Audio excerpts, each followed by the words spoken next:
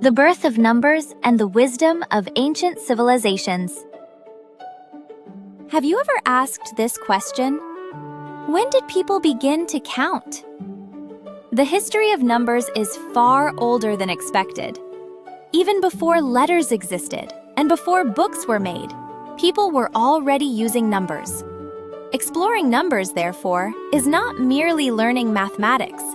It is a journey tracing the oldest memories of humanity. Just as archaeologists reconstruct ancient civilizations by fitting together broken pottery fragments, mathematicians infer the origin of numbers from the smallest traces. One especially intriguing artifact is the Ishango bone. Notches carved at regular intervals appear on its surface, and these are believed not to be simple counting marks, but records of the lunar cycle. Think about it. Before electricity, how dark were the nights?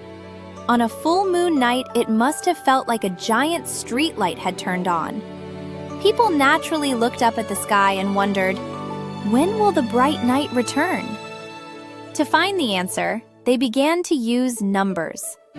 Numbers are not just tools for calculation. They arose from the human effort to understand nature. That effort gradually built larger and more complex civilizations. How, then, did ancient civilizations use numbers? Consider Mesopotamia and Egypt. Both began along great rivers and needed to maintain an orderly society. Accurate calculation was essential for farming, collecting taxes, and constructing buildings.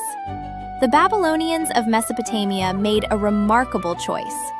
While numbers are counted in base 10 today, they used a base 60 system. This choice is why 1 hour has 60 minutes and 1 minute has 60 seconds. Every time a clock is checked, the wisdom of the ancient Babylonians is still in use. The Babylonians also recorded numbers on clay tablets. Before paper existed, clay served as an excellent notepad. Writing things down makes calculation much easier than doing it all in one's head.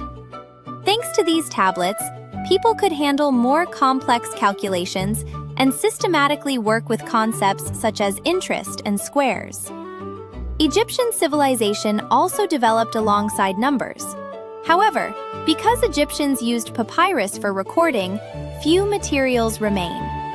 Among them, the rind papyrus is especially valuable, and its opening line is remarkably striking.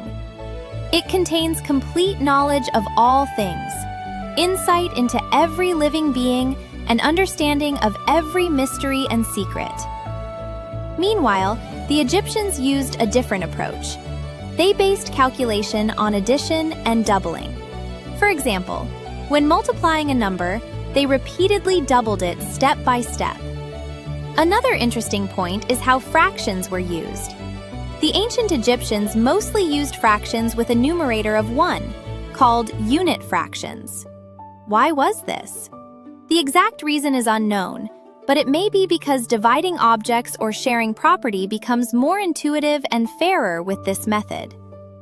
Egyptian mathematics focused less on elaborate theory and more on solving real-world problems. Numbers lay at the center of building pyramids, surveying land, and dividing goods fairly. Here's a question to consider. If numbers did not exist, could civilization have developed as it has today? Time could not be measured, structures could not be built with precision, and goods could not be shared fairly. Though invisible, numbers form the hidden framework that supports civilization. In this way, ancient civilizations were not built only from massive stones or bricks. They were built on something smaller, the invisible bricks called numbers. Even now, we live on that foundation.